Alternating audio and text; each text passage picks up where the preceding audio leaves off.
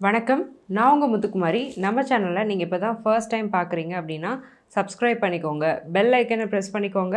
ஆல்னு ஒரு ஆப்ஷன் இருக்குது, அதையும் மறக்காமல் கொடுத்துக்கோங்க. ஸோ தட் நம்ம சேனலில் வரக்கூடிய எல்லா வீடியோஸும் உங்களுக்கு ப்ராப்பராக நோட்டிஃபை ஆகும். இந்த வீடியோவில் நம்ம என்ன பார்க்க போகிறோம் அப்படின்னா, ஒவ்வொரு ராசிக்கான செப்டம்பர் 2024க்கான மாத ராசி பலன். மாதக்கோள்கள் எல்லாமே டிரான்சிட் ஆகிருக்கு. அந்த டிரான்சிட் அப்படிங்கிறது என்ன மாதிரியான மாற்றத்தை ஒவ்வொரு ராசியிலையும் கொண்டு வரப்போகுது அப்படிங்கிறத தான் பார்க்க போகிறோம். இந்த வீடியோவில் ஒவ்வொரு ராசிக்கான செப்டம்பர் மாதத்துக்கான பிரத்யேகமான லக்கி கலர் என்ன, லக்கி நம்பர் என்ன, லக்கி டே என்ன, சந்திராஷ்டமம் என்னைக்கு, இந்த மாதம் கிரக நிலைகளை பொறுத்து என்ன செய்யலாம், என்ன செய்யக்கூடாது, எல்லாத்தையும் நான் தெளிவாக பேச போகிறேன். ஸோ இந்த வீடியோவை ஸ்கிப் பண்ணாமல் ஃபுல்லாக பாருங்கள்.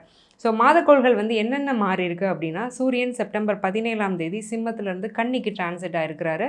செப்டம்பர் 18ஆம் தேதி சுக்ரன் கன்னியிலேருந்து துலாம்க்கு டிரான்சிட் ஆகி அங்கேயே ஆட்சி ஆகிருக்கிறாரு. புதன் சிம்மத்தில் இருக்க, செவ்வாய் மிதுனத்தில் இருக்க, கடகத்தில் சந்திரன் இருக்க இந்த மாதம் பிறந்திருக்கு. ஒவ்வொரு ராசிக்காக நம்ம பார்த்துட்டு வரோம். அந்த வரிசையில் நாம் இப்போ பார்க்கக்கூடிய ராசி மகரம். ஜென்ம சனியிலேருந்து தப்பிச்சு இப்போ பாத சனியில் உட்காந்துட்ருக்கோம். பாத சனிங்கிறது பெருசாக ஒன்றும் படுத்தலை. பட் சின்ன சின்ன ஒரு பிரச்சனைகள், ஒரு குடும்பத்தில் ஒரு சின்ன சின்ன மனக்கசப்பு, அடிக்கடி ஒரு வாக்குவாதம், ஒரு காசு இருந்தும் இல்லாத நிலமை, இருந்தும் நம்ம காசு நமக்கு பயன்படாமல் அடுத்தவங்களுக்கு பயன்படக்கூடிய நிலமை, இதெல்லாம் மகரத்துக்கு இருந்துகிட்டு தான் இருக்குது. பெரிய ஒரு என்ன சொல்கிறது, ட்ரம்ப் கார்டு அப்படின்னா குரு பயிற்சி. குரு 5ஆம் இடத்துலேருந்து தன்னுடைய விசேஷ பார்வையான 9ஆம் பார்வையில் ராசியை பார்க்குறாரு. பெரிய பிராப்தம்.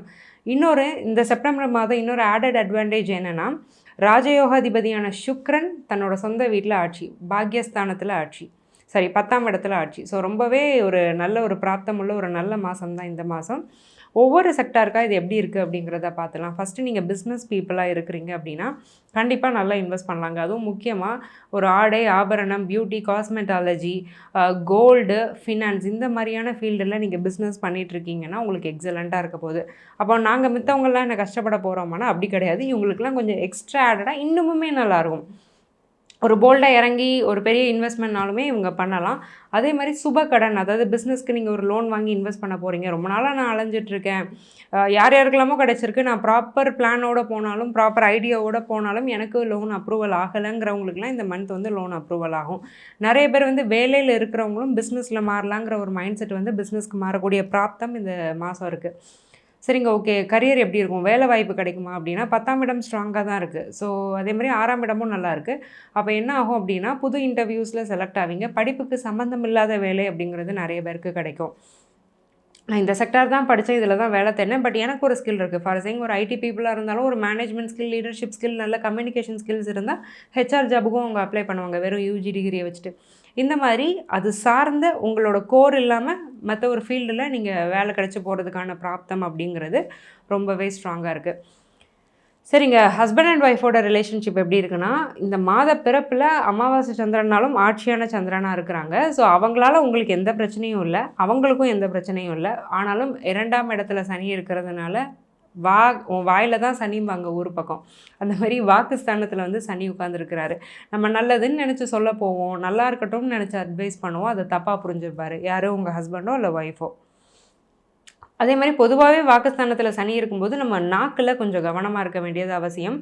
சாப்பிடக்கூடிய சாப்பாட்டை கவனமாக சாப்பிட்ணும். அதே மாதிரி பணம், நீங்கள் வச்சுக்கக்கூடிய பணம், உங்களோட கையிருப்பு, இதெல்லாமே ஹஸ்பண்ட் அண்ட் ஒய்ஃப்குள்ளே இதனால் சண்டை வர்றதுக்கு வாய்ப்பு இருக்குது. மேபி உங்கள் பணத்தை நீங்கள் எங்கேயோ வச்சுட்டு நீங்கள் எங்கேயாவது பார்த்தீங்களான்னு அவரை கேட்டு அதை அவர் தப்பாக புரிஞ்சுக்கிட்டு உங்கள்கிட்ட சண்டை போடலாம். அல்லது நீங்கள் அவருக்கு செலவுக்கு தேவைன்னு கொடுத்துருப்பீங்க, பட் உங்களுக்கு தேவைப்படுறப்ப அவரால் கொடுக்க முடியாத சூழ்நிலை, அதனால் ஒரு பிரச்சனை வரலாம். அதனால் என்ன பண்ணுங்கள், புருஷன் பொண்டாட்டியாக இருந்தாலுமே வாயும் வயிறும் வேறு வேறு. உங்கள் பணத்தை நீங்கள் வச்சுக்கோங்க. ரொம்ப ஒரு எமர்ஜென்சினா உங்கள் ஹஸ்பண்டுக்கு கொடுத்து ஹெல்ப் பண்ணுங்கள். அதிக பாசத்தில் நான் கொடுத்தேன், இன்றைக்கி நான் கஷ்டப்படுறேன் அப்படிங்கிற விளையாட்டு இந்த மாதத்துக்கு வேணாம். சரி, ஓகே. கல்யாணத்துக்கு நாங்கள் வரன் பார்த்தா ஃபிக்ஸ் ஆகுமானா ஃபிக்ஸ் ஆகும். சுக்ரன் ஸ்ட்ராங்கு, குரு ஸ்ட்ராங்கு, புத்திரகாரகன் ஸ்ட்ராங்கு, கலத்திரகாரகன் ஸ்ட்ராங்கு. வேறு என்ன வேணும்? ராசி 7ஆம் அதிபதி அந்த மந்தோட பிகினிங்லேயே ஆட்சியாக இருந்து தான் ஆரம்பிக்கிறாரு. செப்டம்பர் 17 பௌர்ணமி சந்திரனாகி அதுலேருந்து வளைவரை சந்திரனாக தான் மிட்லலாம் இருக்கிறாரு. ஸோ அதனால் கண்டிப்பாக வரன் அமைகிறதுக்கான பிராப்தம் இருக்குது. அழகான நீங்கள் எதிர்பார்த்த மாதிரி உங்கள் டிசைர்ஸ்க்கு தகுந்த மாதிரியான ஒரு வரனே அமைஞ்சிரும். சரிங்க, ஓகே. குழந்தை பாக்கியம்லாம் எப்படி இருக்குது? சூப்பராக இருக்குது, கேட்கவே வேணாம். கன்னி, மகரம், துலாம், இந்த 3 ராசிக்கும் 100 on 100 5th ஹவுஸ் ரொம்ப ஸ்ட்ராங்கு. குழந்தை இல்லைனாலும் சில பேர் வந்து ஹாஸ்பிட்டலே போகாமல் நாங்கள் வீட்டிலே வந்து குழந்தை இல்லைன்னு கஷ்டப்பட்டுட்டே இருக்கோம்னா வேண்டாம். தயவு செஞ்சு ஒரு ஹாஸ்பிட்டலில் போய் ஒரு நல்ல டாக்டரை பாருங்கள். அடுத்த குரு பயிற்சி வர்றதுக்குள்ளே கன்சீவ் ஆயிடுவீங்க கண்டிப்பாக. எதுவுமே நம்ம குருட்டு கணக்கு போடக்கூடாது, கொஞ்சம் சுதாரிக்கணும்.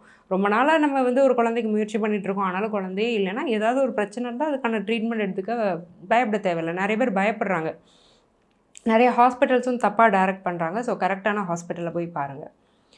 சரிங்க, ஓகே. ப்ராப்பர்ட்டி அப்படிங்கிறது எப்படி இருக்குது? 4ஆம் அதிபதி 6ல் இருக்கிறாரு. சொத்தின் மூலமாக வில்லங்கம் வர்றதுக்கு வாய்ப்பு இருக்குது. இப்போ புதுசாக எந்த ப்ராப்பர்ட்டியும் இந்த ஒரு 1.5 மாதத்துக்கு ரெஜிஸ்டர் பண்ண வேண்டாம். அக்டோபர் 15க்கு மேலே ப்ராப்பர்ட்டியை பற்றி யோசிங்க. அதே மாதிரி வெஹிக்கிள்ஸ் அப்படிங்கிறத பர்ச்சேஸ் பண்ணுறதுக்கான நல்ல டைமும் இப்போ இல்லை. இருக்கிற வெஹிக்கிளும் அடிக்கடி ரிப்பேர் ஆகி அந்த வெஹிக்கிள்னால செலவு வர்றதுக்கான வாய்ப்பு இருக்குது. அதையும் கொஞ்சம் கவனமாக பார்த்துக்கோங்க. வயசான அப்பா அம்மா உங்களுக்கு இருக்கிறாங்கன்னா அவங்க 2 பேருடைய ஹெல்த்லேயுமே உங்களுக்கு அக்கறை அப்படிங்கிறது ரொம்ப தேவை. சரி, ஓகே. நாங்கள் படிக்கிறோம், படிப்பு எப்படி இருக்கும்னா அகைன் 4ஆம் அதிபதி 6ல். ஸோ படிக்க போகிற இடத்துல தேவையில்லாத ஃப்ரெண்ட்ஷிப், நெகட்டிவ் ஃப்ரெண்ட்ஷிப், தேவையில்லாத டிஸ்ட்ராக்ஷன்ஸ் அப்படிங்கிறதுக்கு வாய்ப்பு இருக்குது. It's not about the opponent sex. So ஒரு பொண்ணுனா பையனால் பிரச்சனை, பையனா பொண்ணால் பிரச்சனை இல்லை, பொண்ணுக்கு பொண்ணாலே பிரச்சனை வர்றதுக்கு வாய்ப்பு இருக்குது. ஒரு மிஸ்கைடு பண்ணுறது, டிஸ்ட்ராக்ட் பண்ணுற மாதிரி பேசுகிறது, உங்களை பற்றி தேவையில்லாத ஒரு அவதூறை வந்து பரப்பி விடுறது. முக்கியமாக இந்த காலேஜில் படிக்கிற டீனேஜ் ஸ்டூடெண்ட்ஸ் வந்து இதனால் ரொம்ப பாதிக்கப்படுவாங்க. ஒருத்தர் ஒன்று சொல்லிட்டாங்கன்னா இவங்களால தாங்கவே முடியாது. அதே மாதிரி ஒர்க் பிளேஸ்லேயும் நீங்கள் இப்போ தான் புதுசாக போய் ஏதாவது கம்பெனியில் ஜாயின் பண்ணியிருக்கீங்கன்னா உங்களை பற்றி ஏதாவது ரூமர் ஸ்ப்ரெட் ஆகும். அதை வந்து நீங்கள் ஒன்றும் கண்டுக்க வேண்டாம். ரேண்டமாக அடுத்த மாதம் அது சரியாக போயிடும், ஒன்றும் பிரச்சனை இல்லை. அதெல்லாம் கண்டுக்காமல் உங்கள் வேலையும் உங்கள் படிப்பையும் நீங்கள் கவனிக்கிறது நல்லது. ஓகே, 12th ஹவுஸ் வந்து எப்படி இருக்குது? அப்ராட் லக் இருக்கா? 8th ஹவுஸ் எப்படி இருக்குன்னு நீங்கள் கேட்டிங்கன்னா நிச்சயமாக இருக்குது. 8ஆம் அதிபதி சூரியனுக்கு குருவுடைய பார்வை இருக்கிறதுனால கண்டிப்பாக வெளிநாட்டு யோகம் அப்படிங்கிறது இருக்குது. வெளிநாடு போகிறதுக்கான என்ட்ரன்ஸ் எக்ஸாம் எழுதுறீங்க அப்படின்னாலும் கிடைக்கும்.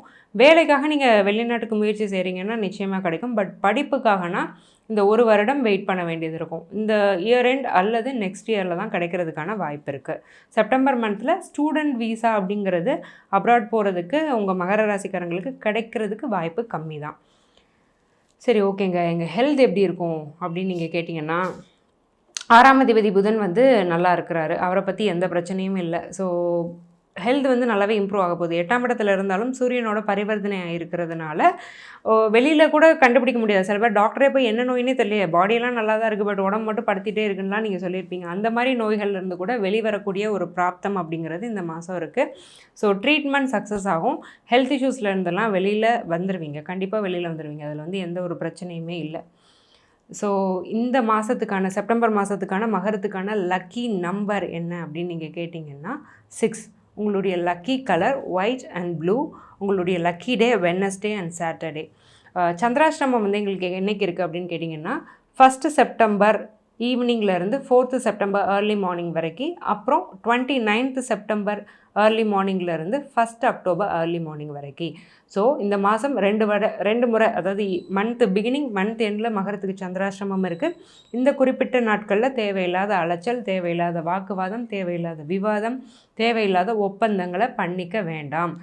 இவ்வளோ நேரம் நம்ம பார்த்துட்டு இருந்தது வெறும் ஜென்ரல் ப்ரெடிக்ஷன்ஸ் தாங்க. உங்கள் ஜாதகத்துக்கான பிரத்யேக பலன் தெரியணும்னா கீழே கொடுத்துருக்க என்னுடைய நம்பருக்கு காண்டாக்ட் பண்ணி என்னுடைய அப்பாயின்மெண்ட் புக் பண்ணிக்கோங்க. நான் உங்களுக்கு ரொம்ப சிம்பிளான லைஃப் ஸ்டைல் ரெமெடிஸ் தான் சஜஸ்ட் பண்ணுவேன்.